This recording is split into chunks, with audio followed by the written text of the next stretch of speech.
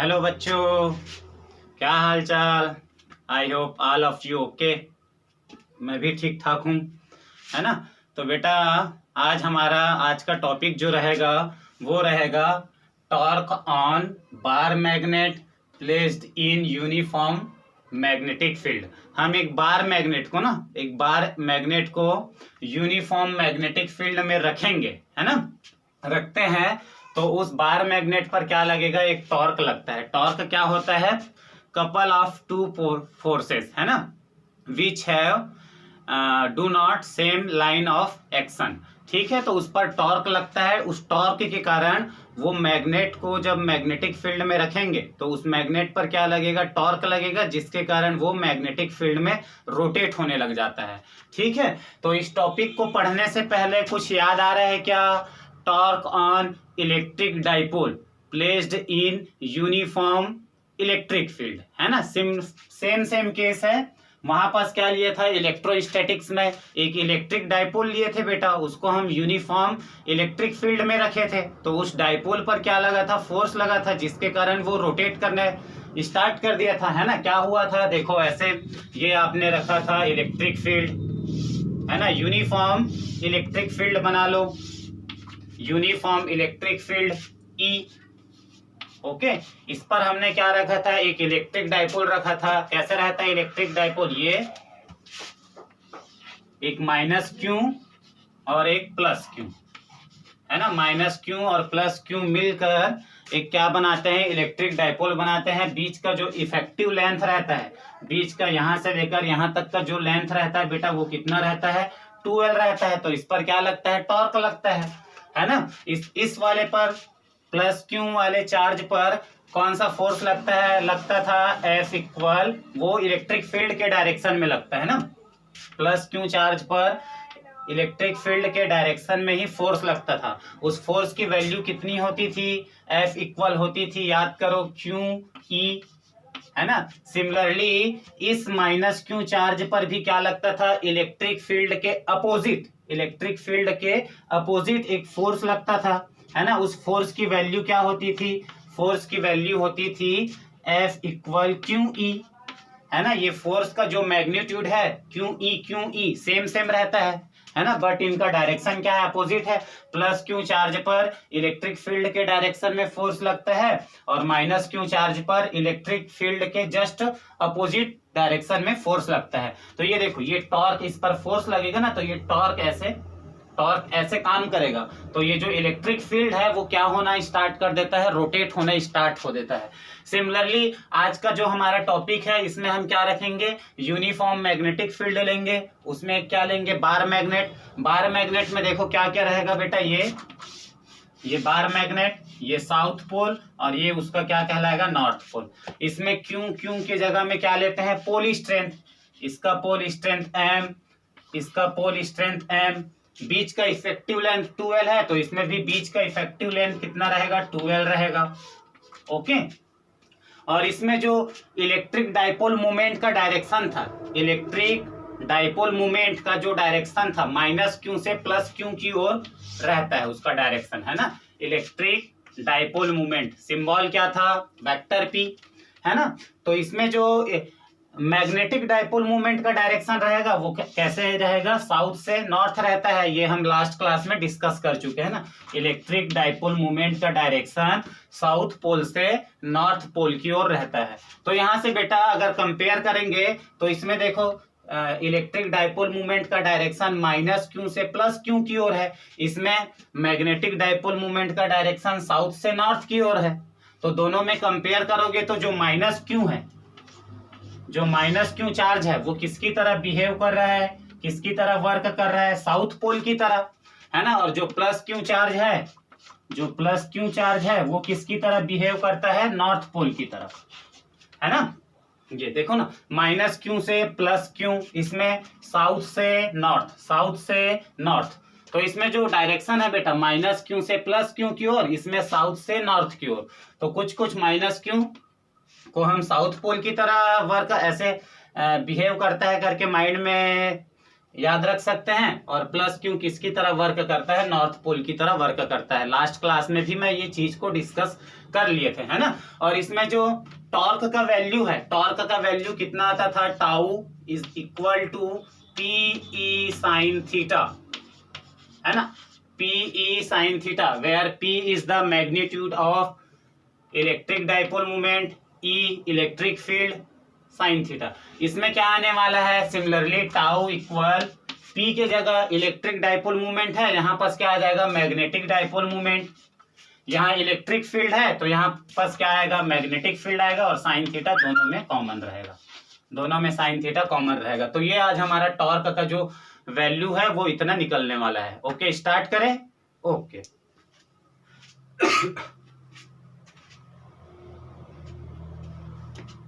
ये ऐसे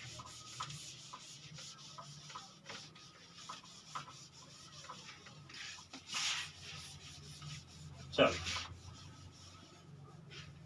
नन्ना मुन्ना राही हूँ, देश का सिपाही हूँ, बोलो मेरे संग जय हिंद। तो first of all we draw a uniform magnetic field. Uniform magnetic field ये बना लो। यूनिफॉर्म मैग्नेटिक फील्ड, जो फील्ड लाइन रहता है वो क्या रहता है, पैरेलल रहता है ना, एक स्ट्रेट रहता है। और साथ ही साथ क्या रहता है, इक्वी डिस्टेंस पर रहता है। यहाँ से यहाँ तक का डिस्टेंस, यहाँ से यहाँ तक का डिस्टेंस, यहाँ से यहाँ तक का डिस्टेंस आपस में इक्वल रहते हैं। ओके, तो हमने एक यूनिफॉर्म मैग्नेटिक फील्ड ड्रॉ कर दिया जिसका डायरेक्शन कैसा है, ऐसा है। अब इसमें एक बार मैग्नेट को क्या कर दीजिए, सस्पेंडेड रख दीजिए ना, एक बार मैग्नेट को रख देते हैं, कोई सा भी एंगल पर रख दो, रैंडमली बना लेते हैं। ये आपका हो गया एक बार मैग्नेट, है ना। Let this pole is south pole and this is our north pole, है ना। Its pole strength is m, similarly pole strength is m, इसका भी पोल स्ट्रेंथ m है बेटा। बीच का इफेक्टिव लेंथ क्या लेते हैं, 12, तो ये ले लीजिए 12 बीच का इफेक्टिव लेंथ हो गया। ओके, कौन से एंगल पर रखा हुआ है, मैग्नेटिक फील्ड ऐसे, बार मैग्नेट ऐसे, कितने एंगल पर, थीटा एंगल, है ना, थीटा एंगल पर रखा हुआ है। ओके ओके, तो अब क्या लगेगा, सेम वहां प्लस क्यू चार्ज पर इलेक्ट्रिक फील्ड के डायरेक्शन में क्या लगता था, फोर्स लगता था। यहाँ पास प्लस क्यू चार्ज की तरह कौन बिहेव करता है बेटा, नॉर्थ पोल। तो नॉर्थ पोल पर मैग्नेटिक फील्ड के डायरेक्शन में क्या लगेगा, फोर्स लगेगा। इस वाले नॉर्थ पोल पर जो फोर्स लगेगा वो मैग्नेटिक फील्ड के डायरेक्शन में लगेगा। उस फोर्स की वैल्यू क्या लिखोगे, फोर्स की वैल्यू लिखेंगे F इक्वल, वहां क्या लिखते थे इलेक्ट्रोस्टैटिक्स में, F इक्वल क्यू ई, है ना। क्यू क्या था बेटा, मैग्नीट्यूड ऑफ चार्ज। तो यहाँ पास क्या लिए हैं अपन, पोल लिए हैं, है ना। तो नॉर्थ पोल का जो पोल स्ट्रेंथ क्या है, m है। तो यहाँ पास हम क्या लेंगे, m।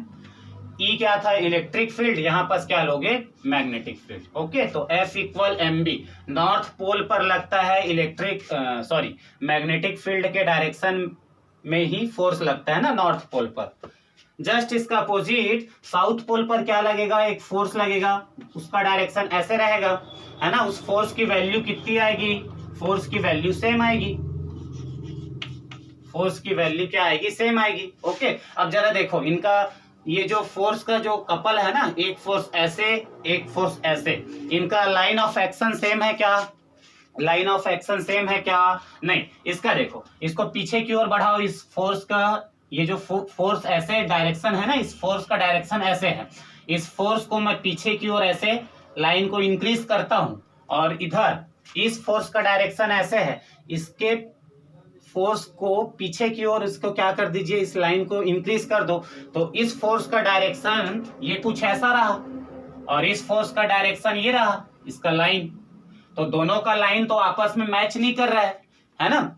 अगर दोनों का जो लाइन ऑफ एक्शन सेम रहता तो हम कहते हैं there is no torque on bar magnet. But यहाँ पास फोर्स का जो कपल है बेटा, उनका लाइन ऑफ एक्शन सेम नहीं है, therefore this force is produce a torque, which is act on this bar magnet, है ना। तो इस टॉर्क के कारण, इस फोर्स ऑफ कपल के कारण जो टॉर्क क्रिएट हुआ, उस टॉर्क के कारण ये मैग्नेट क्या करने लगेगा, मैग्नेटिक फील्ड में रोटेट करने लगेगा। कैसे, ये देखो, इस पर फोर्स, नॉर्थ पोल पर जो फोर्स लगा वो ऐसे, इस साउथ पोल पर फोर्स लगा ऐसे। अब देखो फोर्स ऐसे हुआ, ये टुई, ये टुई, ये टुई, रोटेट होगा कि नहीं होगा, होगा, ऑब्वियस है, होगा भी बेटा, है ना।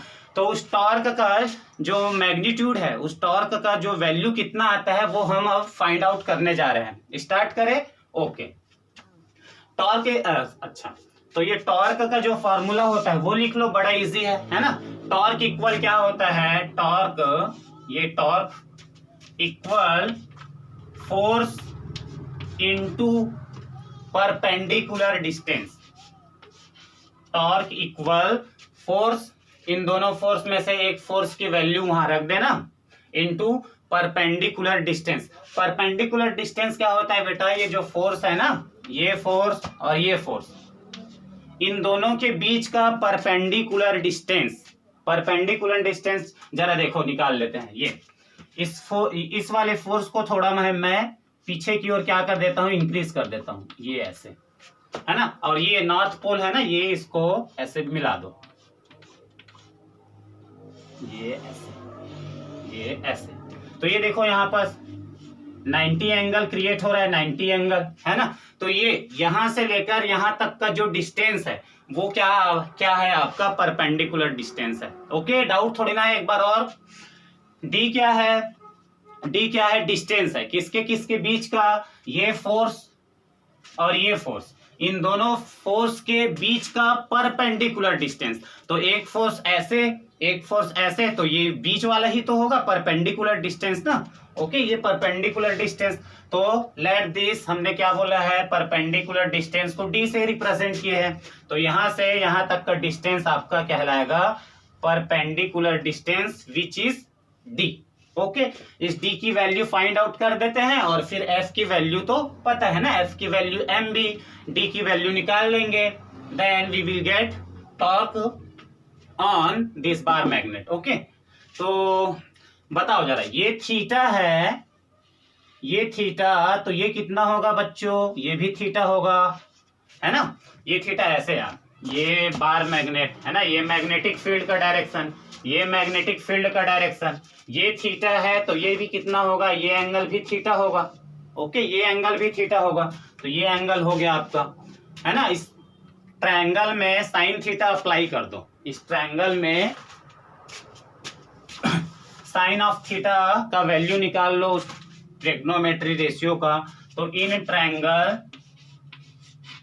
ट्रायंगल साइन थीटा की वैल्यू क्या होगा बेटा, साइन थीटा की वैल्यू, साइन थीटा ही क्यों लिए हैं बेटा, इससे ना साइन थीटा लेने से डी की वैल्यू अपने को मिल जाएगा, इजिली मिल जाएगा, है ना। और दूसरे तरीके से भी निकल सकता है, साइन के जगह में और दूसरा चीज ले सकते हैं, है ना। बट यहां से देखना, साइन थीटा लिया हो ना, तो अपने को डी की वैल्यू इजिली कैलकुलेट कर लेंगे। तो साइन थीटा इज इक्वल क्या होगा बेटा, साइन थीटा इक्वल होता है परपेंडिकुलर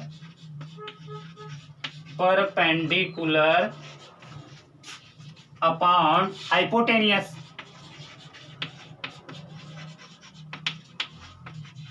है ना। Sine theta is equal perpendicular divide hypotenuse.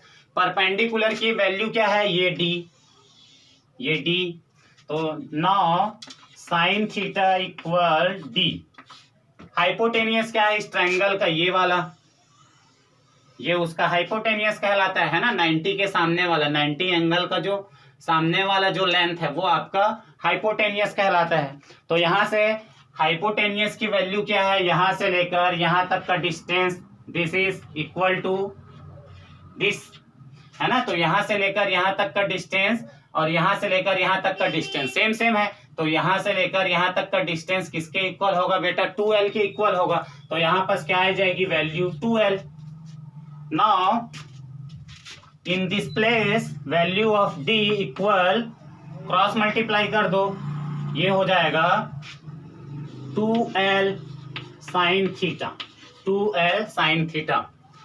Torque वाले फार्मूला में फोर्स की वैल्यू और डी की वैल्यू रख देंगे, then we will get torque, value of torque which is act on bar magnet placed in this magnetic field.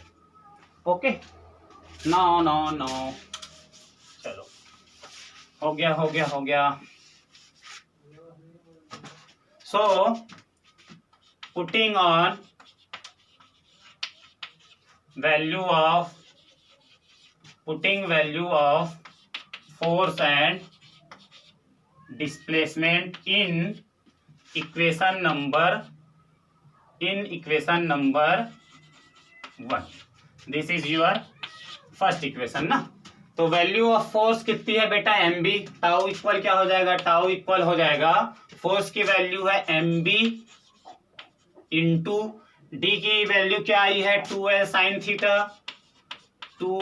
Sine theta. इसको हम ऐसे लिख सकते हैं क्या, tau equal m into 2L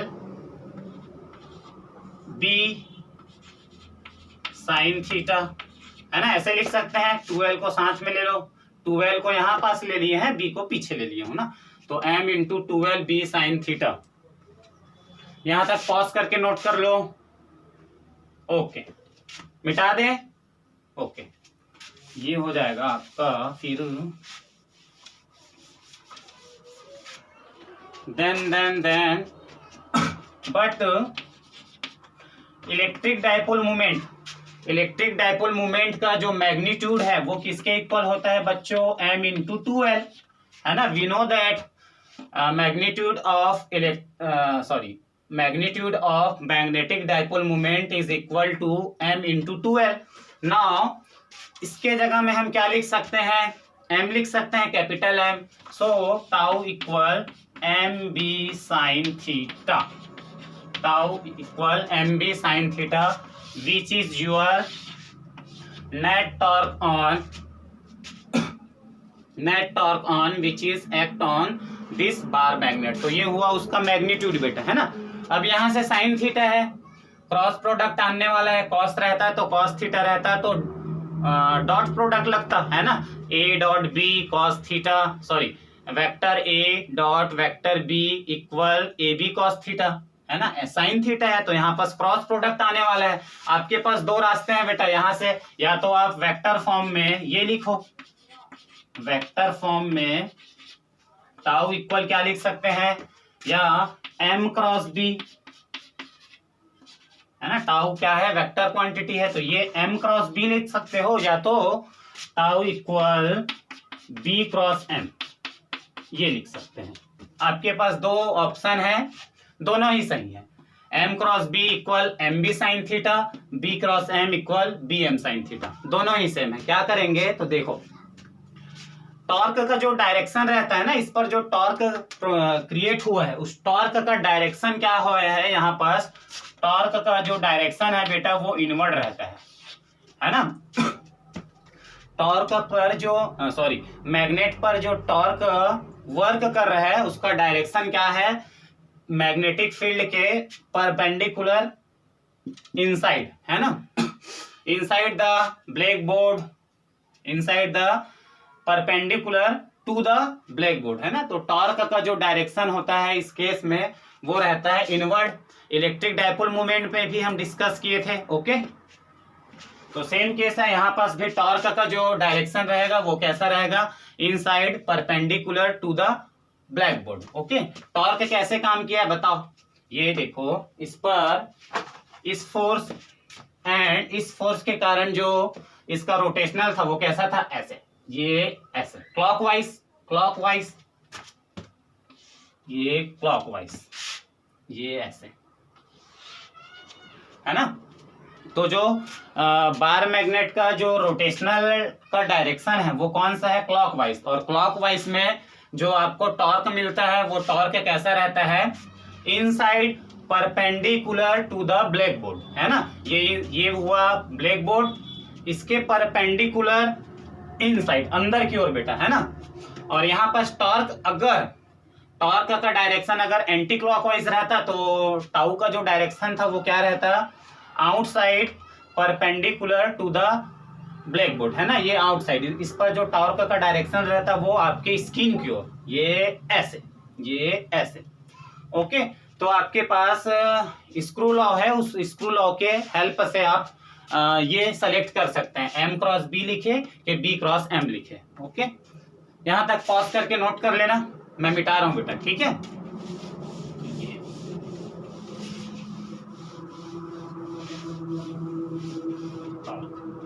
आ जा रहे देखते हैं। अच्छा, यहां पर ये बताओ, इस बार मैग्नेट में जो magnetic dipole movement, magnetic dipole movement का डायरेक्शन किधर से किधर रहता है, south pole to north pole. मतलब ये हुआ आपका मैग्नेटिक डायपोल मूवमेंट का डायरेक्शन।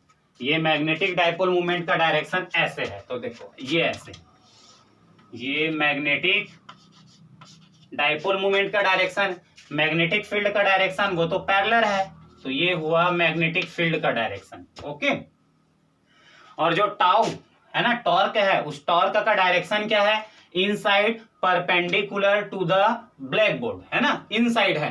तो आपके पास दो रास्ते हैं, ये यहां पर एक और बना लो, vector M, this is vector B, है ना।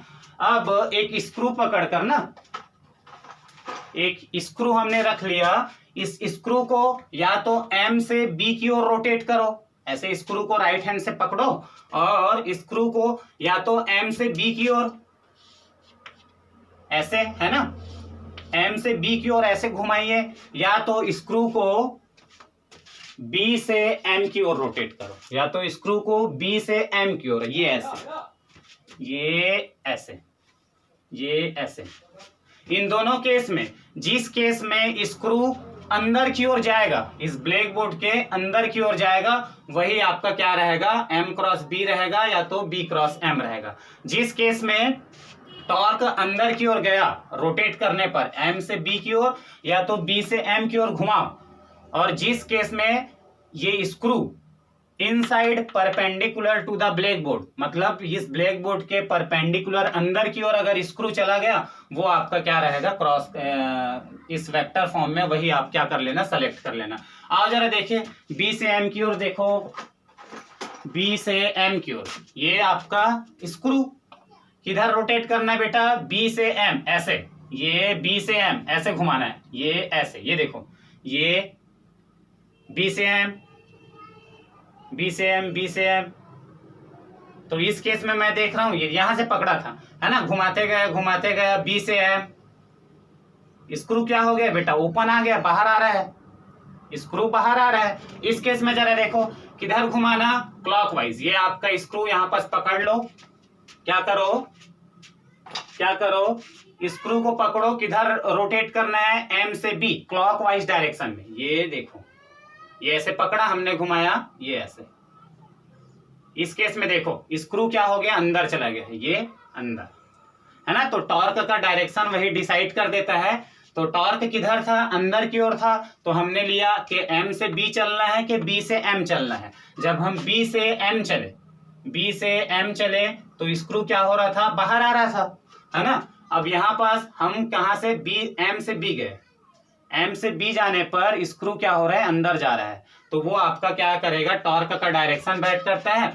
और M से B की ओर जाने पर स्क्रू अंदर गया है, तो M से B जाने पर, ये M से B, तो ये आपका क्या रहेगा, वेक्टर फॉर्म में फॉर्मूला रहेगा, vector tau equal vector M into vector B। Clear है, ओके, तो ये मिटा दीजिए, ठीक है। तो ये हुआ इसका फॉर्मूला। एक फॉर्मूला क्या था, टाउ इक्वल MB साइन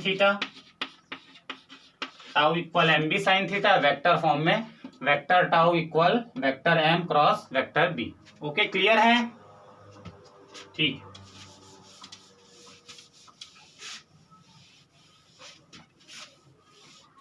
आइए स्पेशल केस देख लेते हैं ना। केस फर्स्ट, टाउ की वैल्यू मैक्सिमम कब होगी वो देखते हैं ना। इस बार मैग्नेट पर मैक्सिमम टॉर्क कब लगेगा? मैक्सिमम टॉर्क टाउ को मैक्सिमम होने के लिए बेटा साइन थीटा को क्या होना पड़ेगा? मैक्सिमम होना पड़ेगा। और साइन थीटा की मैक्सिमम वैल्यू क्या होती है? 1 होती है। तो साइन थीटा को क्या होना पड़ेगा? If tau maximum then sine theta को क्या होना पड़ेगा? मैक्सिमम होना पड़ेगा। साइन थीटा को मैक्सिमम होना पड़ेगा। और साइन थीटा की मैक्सिमम वैल्यू क्या होती है? 1। साइन थीटा की मैक्सिमम वैल्यू 1 के जगह में क्या लिख सकते हैं? साइन थीटा साइन 90, है ना। साइन साइन कैंसल, तो थीटा की वैल्यू क्या मिली? 90। थीटा की वैल्यू 90। थीटा की वैल्यू 90 मीन्स जब ये मैग्नेट, ये जो बार मैग्नेट है वो मैग्नेटिक फील्ड के परपेंडिकुलर रखा होगा, तब इस बार मैग्नेट पर सबसे ज्यादा या हाईएस्ट टॉर्क अप्लाई होगा। कैसे? थीटा की वैल्यू 90, थीटा की वैल्यू 90 मतलब ये टॉर्क है, ये जो बार मैग्नेट है ना, ये मैग्नेटिक फील्ड से परपेंडिकुलर रहना चाहिए। तो डायग्राम कैसा बन जाएगा उस केस में? उस केस में डायग्राम कैसे बनेगा? उस केस में डायग्राम ऐसा बनेगा, ये मैग्नेटिक फील्ड का डायरेक्शन, टॉर्क को कैसे, मैग्नेट को कैसे रखना है? ये ऐसे। यहां पर देखो बेटा, अब एंगल कितना दिख रहा है? 90। तो इस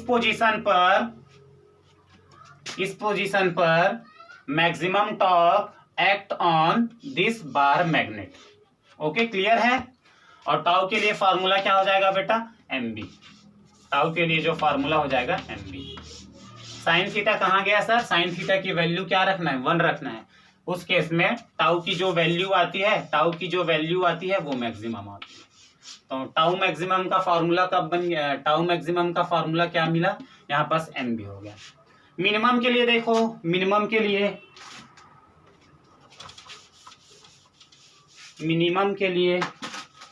सेकेंड केस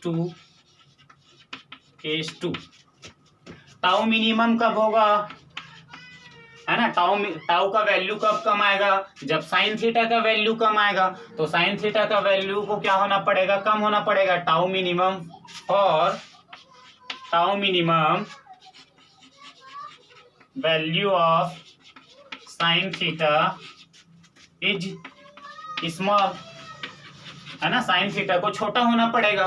तो साइन थीटा कब छोटा होगा? साइन थीटा कब छोटा होगा बच्चों? जब उसकी वैल्यू क्या हो? साइन थीटा की वैल्यू क्या हो? या तो 0 हो। थीटा की वैल्यू क्या हो? 0 या 180। थीटा की वैल्यू या 0 हो या तो 180 हो। तो उस केस में क्या हो जाएगा? Tau minimum 0। उस केस में टॉर्क लगेगा ही नहीं। तो टाउ मिनिमम में जो वैल्यू आती है वो कितनी आती है? 0। मतलब इस केस में whenever angle between dipole movement and magnetic field is 0 degree and 180 degree, hence we will get tau minimum is 0। Okay, तो इसके लिए डायग्राम कैसे बनेगा बच्चों? समझ में आ गया? टाउ मिनिमम की वैल्यू 0 क्यों हुई? बिकॉज थीटा की वैल्यू 0 और 180 रखने पर क्या आ जाएगा? साइन 0। यहाँ पर इस फॉर्मूला में थीटा के जगह में 0 रखोगे तो ये पूरा टर्म्स 0 हो जाएगा, और थीटा के जगह में 180 रखोगे तो भी ये टर्म्स पूरा क्या हो जाएगा? 0 हो जाएगा। ओके, तो इसके लिए डायग्राम बना लेते हैं। जल्दी से डायग्राम बनाओ। कैसे बनेगा? एक डायग्राम ये बनेगा बच्चों, ये मैग्नेटिक फील्ड है ना, और ये साउथ है ना। जब मैग्नेटिक फील्ड के पैरेलल अगर प्लेस्ड है, जब ये बार मैग्नेटिक फील्ड के पैरेलल है, मतलब ये पहले ऐसे था, ये रोटेट करके ये पैरेलल हुआ, तो इस केस पर उस पर टॉर्क लगेगा नहीं ना। ये कौन सा पोजीशन है? When ever angle between magnetic dipole movement and magnetic field is 0। Okay, एक केस है 180, है ना। ये ऐसे, ये आपका मैग्नेटिक फील्ड का डायरेक्शन, और मैग्नेट कैसे रखा था, ये ऐसे रखा था, इनिशियल पोजीशन इसका ये था। अब ये घूम कर, है ना, ये साउथ था, ये नॉर्थ था, ये ऐसे घूम कर, ये ऐसे ऐसे घूम कर ये पलट गया, है ना, पलट गया। तो उस केस में कैसा बन जाएगा डायग्राम, उस केस में जो डायग्राम बनेगा बच्चों वो ऐसा बनेगा, क्या, ये ऐसे, ये ऐसे, ओके। ये रहेगा, नॉर्थ किधर आ जाएगा, इधर आ जाएगा, और ये साउथ इधर चला जाएगा। तो इस केस में भी जो नेट टॉर्क है उसकी वैल्यू क्या रहेगी, 0 रहेगी। क्लियर है, ओके। तो चलिए, आई होप समझ में आया होगा आज का क्लास। अगर कोई डाउट फील करेंगे तो कमेंट करके बताइएगा, और वीडियो पसंद आया होगा तो लाइक एंड सब्सक्राइब कीजिएगा। Thank you, bye bye.